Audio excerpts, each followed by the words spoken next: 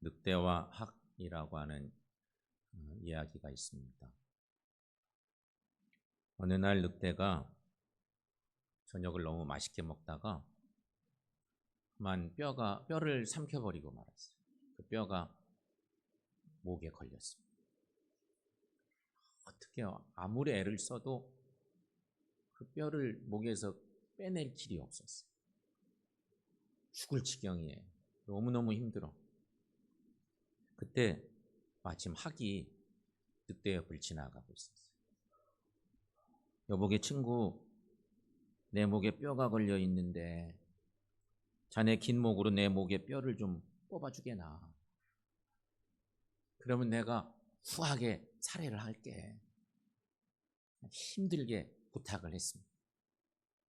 어디 봅시다. 학은 머리를 늑대 입 안으로 쑥 집어넣고 뼈를 콕 찍어서 뽑아냈어요. 아유, 옳지 됐다. 너무너무 시원하다. 그러면서 늑대가 너무 좋았어요. 살 것만 같았습니다. 그때 학이 이제 사례를 주십시오. 이렇게 얘기했습니다. 무엇이 어때? 사례를 달라고? 너의 머리가 나 입안에 들어왔을 내가 깨물어서 토막을 내지 않는 것만으로도 다행이라고 알아라고 막 윽박지르는 거죠. 이 이야기는 은혜를 모르는 늑대의 얘기입니다.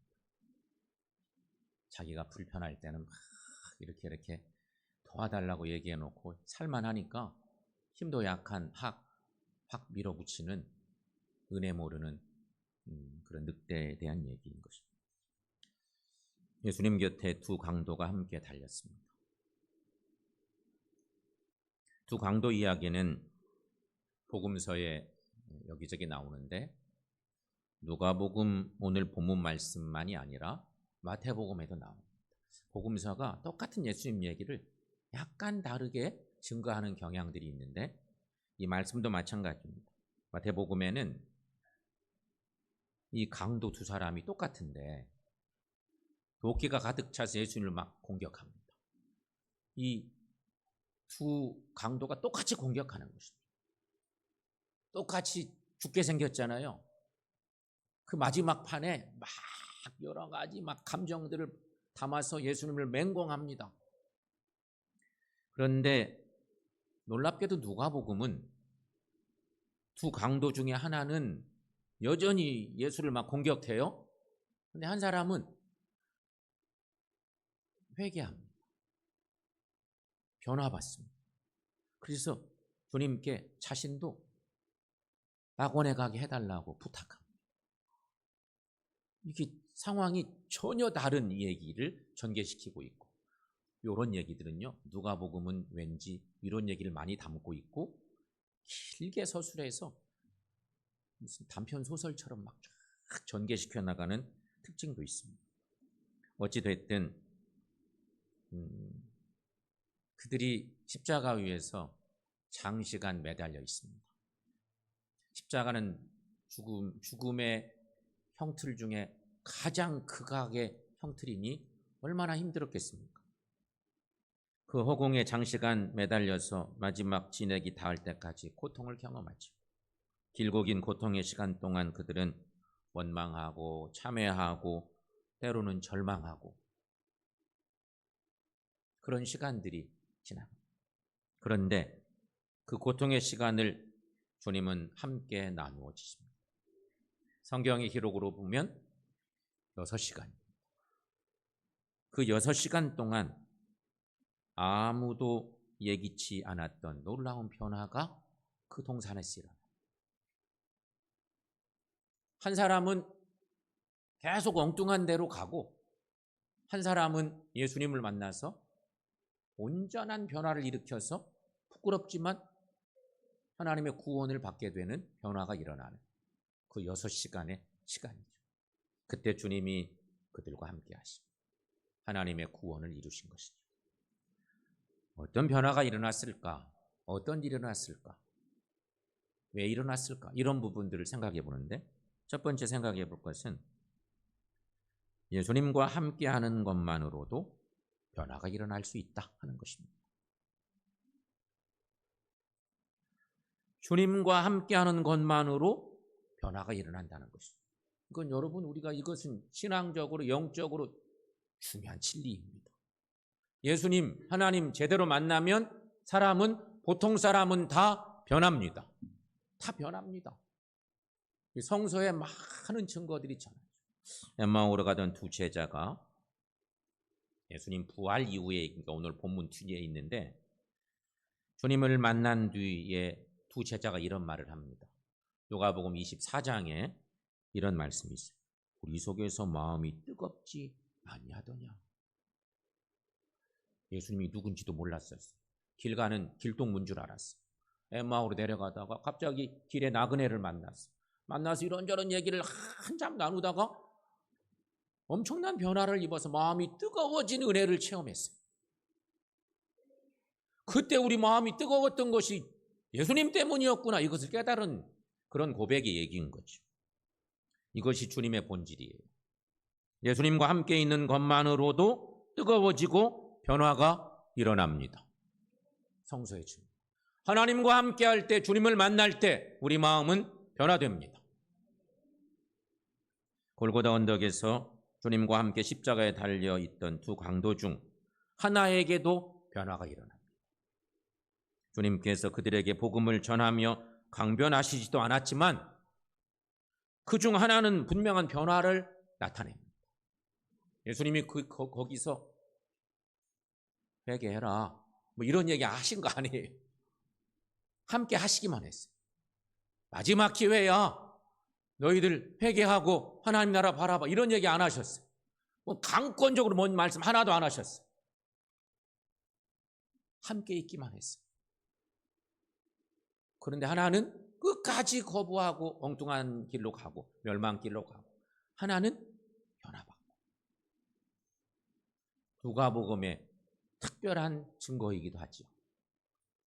여러분, 이런 일은 하나님의 말씀을 대할 때 나타나는 귀한 은혜의 일도 똑같은 거예요. 무겁고 답답했던 심령 속에 하나님의 놀라운 역사가 일어나는 것입니다. 그분의 말씀이 우리에게 있다는 것만으로도 능력입니다. 왜냐하면 주님의 말씀 안에는 스스로 활동하는 운동력이 있기 때문인 것입니다. 그래서 한 친구는 여전히 똑같이 죄짓고 흉악한 강도였는데 다행히도 예수님과 함께 매달렸어요. 십자가를 처형당하는데, 하나는 끝까지 완고한 고집, 강팍한 마음으로 그냥 가는데, 한 사람은 예수님을 만난 것 때문에 마음이 녹아졌어요. 변화받은 거예요. 그래서 회개하게 되고, 그래서 말해요. 그 변화받은 그 한 사람이 이렇게 말해요. 누가복음 23장 41절 말씀. 함께 읽어보겠습니다. 우리는 우리가 행한 일에 상당한 보응을 받는 것이니 이에 당연하거니와 이 사람이 행한 것은 옳지 않은 것이 없느니라. 아멘. 무슨 정보를 좀 들었을까? 이전에 그런 일은 없을 거예요. 예수님을 만나고 마지막 시간에 주님과 함께 할 수 있는 은혜를 힘입었던 한 강도는 이 마음이 무너지고 깨닫게 되고, 그 예수님이 어떤 분인지를 알아서 친구에게, 끝까지 완고한 그 친구에게, 우리는 당연히 보응받는 게 맞지만 이분은 그런 분이 아니야. 너 그렇게 함부로 말하면 너 큰일 나. 뭐 이러면서 얘기하는 말씀이죠. 예수님 옆에 있던 강도 중 한 사람, 마음의 변화를 겪은 뒤 자기 속에 있는 악을 발견한 거예요. 여러분, 이렇게 하나님 앞에 선 사람은 가장 먼저 자기 자신을 발견하게 되어 있습니다. 이게 성서가 여기저기서 계속 증거하는 중요한 말씀이기도 하죠. 그랬을까요, 정말로? 정말 그런 일이 정말 많은데, 예를 들어보면 모세, 하나님의 사람 모세도 불꽃 떨기 나무 가운데에서 하나님을 처음 만났을 때 자신을 봅니다. 그때 자신을 봅니다. 하나님이 모세에게 신을 벗으라고 명하신 것은 자신의 부정함을 발견토록 하시기 위함이었습니다. 내가 선 곳은 거룩한 땅이니 내 발에서 신을 벗으라. 주님의 명령이 내려졌습니다. 신약의 예수님의 제자 중 베드로 역시 주님을 만났을 때 자신이 죄인임을 깨닫고 주여 나를 떠나소서 이렇게 청했었습니다. 여러분, 이처럼 하나님 앞에 선 사람은 자기 자신을 보게 됩니다. 하나님을 제대로 만나면 자신을 보게 되는 것입니다. 근데 오늘 말씀 속에서 볼 때 볼 수 있는 사람도 있고 끝까지 그러지 못할 사람도 있는 것을 누가복음은 우리에게 이렇게 증거해 주고 있어요. 성도 여러분, 이런 기회에 우리를 한번 생각해 봅시다. 여러분은 진정으로 하나님 앞에 서보신 적이 있습니까? 그동안 믿음의 길 걸으면서 신앙의 여정 속에서 모세가, 베드로가 제대로 하나님을 만난 것처럼, 이 강도가 예수님을 만난 것처럼 내가 주님 앞에 제대로 서본 적이 있습니다. 한 번만 그렇게 만나봐도 좋을 텐데 그런 만남을 내가 가진 적이 있는가? 사랑하는 여러분, 온전히 하나님 앞에 서심으로 변화를 경험하는 은혜가 있기를 축원합니다. 두 번째는 예수님과 함께 할 때 의미 있는 삶으로 변화된다는 것입니다. 사람이 변하기는 변하는데 하나님이 기뻐하시는 삶으로 변하느냐? 그냥 대충 변하느냐? 저 사람 변하긴 변했는데 여전히 자기중심적이야. 자기 고집을 부리고 있어. 그러면 의미 있는 변화가 못 되겠죠. 강도는 비록 십자가 위에서 고통스럽게 죽어갔지만 복된 사람이 됐습니다. 복된 사람. 왜냐하면 십자가 위에서 자신을 발견하고 하나님을 발견함으로써 인생의 참된 결말을 맺을 수 있었기 때문입니다. 여러분, 인생을 살면서 우리가 시작할 때도 중요한데 뭔가 매듭 지을 때가 더 중요해요. 그럼 그렇죠? 우리가 사명 감당하는 것도 마찬가지예요. 사명을 맨 처음 받을 때는 다 뜨거운 마음으로 받아요. 감사함으로 받아. 근데 사명을 감당해 가는 과정 속에서 우리가 많은 변질들이 생깁니다. 하나님을 만나지 못하는 경우 많고, 마지막에 그 사역을 마칠 때 이거 아닌데 싶은 모습들로 사역을 마치는 경우들도 있어요. 너무너무 안타까운 일이겠죠. 여러분, 우리 인생에서 가장 큰 보람을 찾는다면 뭘까? 신앙인들인 우리에게 인생길에서 가장 보람된 결실은 뭘까? 그것은 이렇게 정의해 볼 수 있겠습니다. 죄인 된 나를 발견하고 구주 되신 주님을 발견하는 일이다. 이건 동시에 일어날 수 있는 일이에요. 그렇죠? 십자가에 달린 예수님이 우리하고 똑같은 죄인인 줄 알았던 두 강도들이었는데, 하나는 끝까지 예수를 거부하고 부정하고 막 맹폭을 쏟아내는데, 한 사람은 예수님을 제대로 만나니까 주님이 누군지 알았어요. 그래서 고백하고 그런 모습이죠. 사랑하는 여러분, 아직도 나 자신이 대단하다고 생각하십니까? 아직도 자신이 세상에서 가장 의로운 사람이라 주장하십니까? 우리는 십자가에 달린 강도처럼 내세울 공로가 전혀 없는 사람들입니다. 하나님의 사랑과 용서, 하나님의 은혜만이 우리를 죄에서 구원하실 수 있으십니다.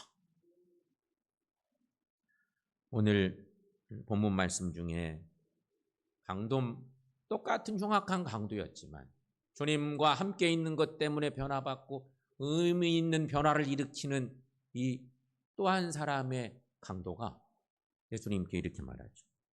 예수여, 당신의 나라에 임하실 때 나를 기억하소서. 이렇게 강구합니다.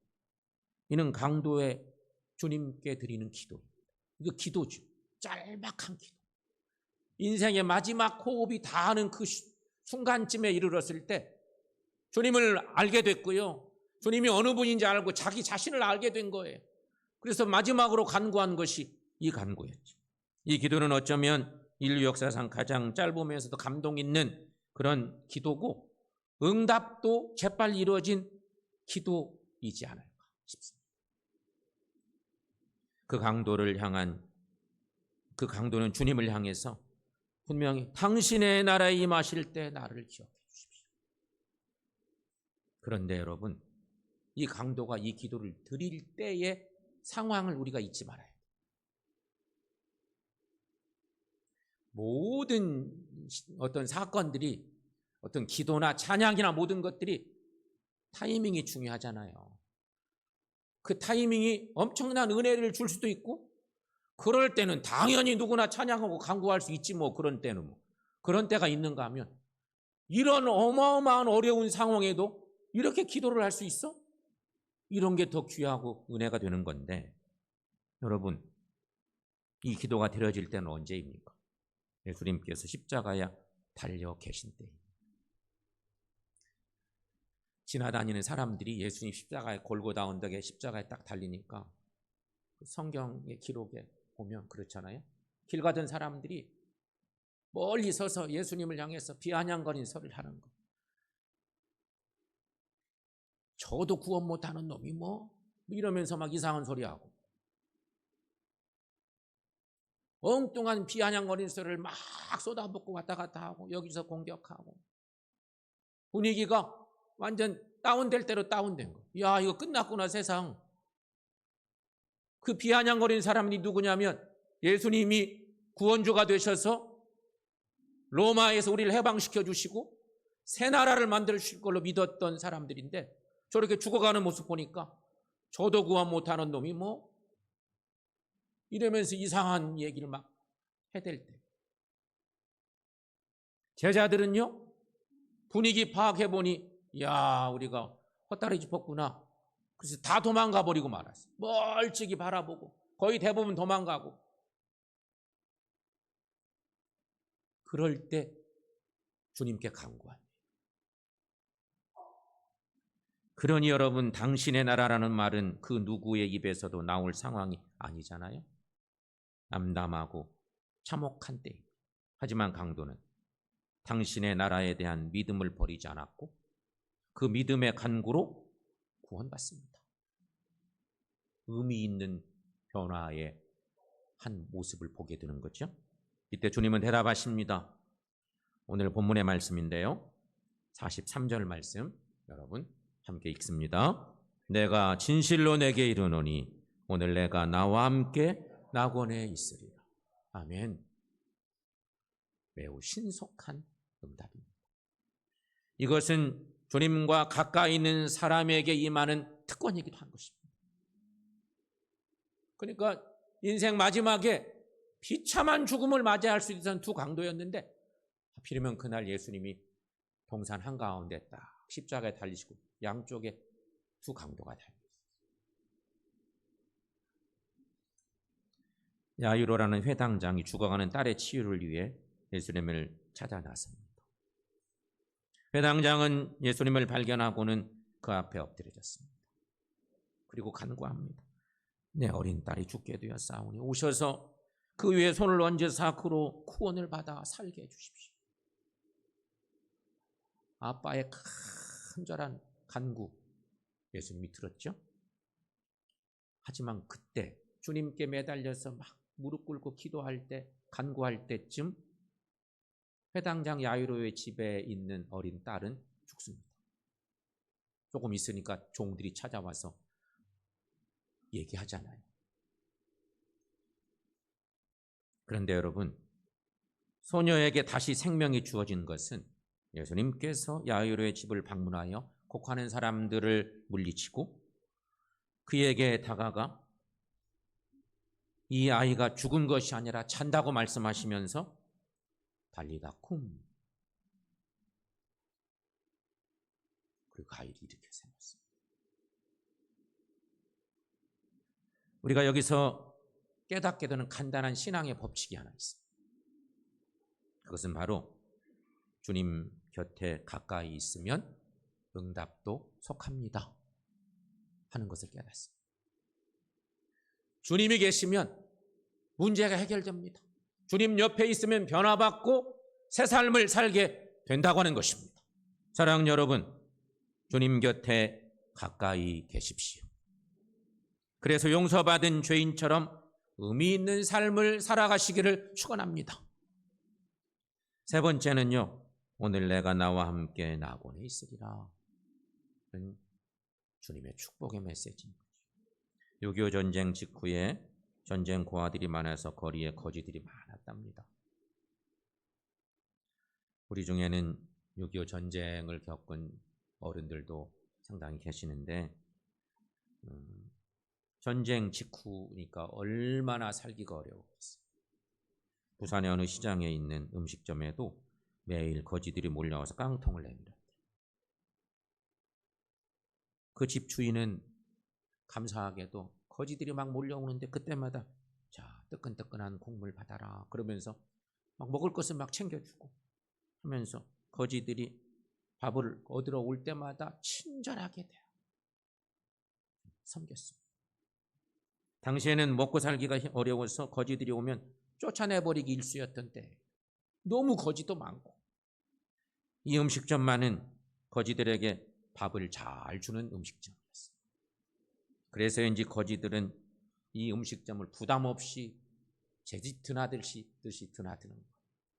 그러던 어느 날 거지 왕초가 거지들을 모아놓고 주의를 줍니다.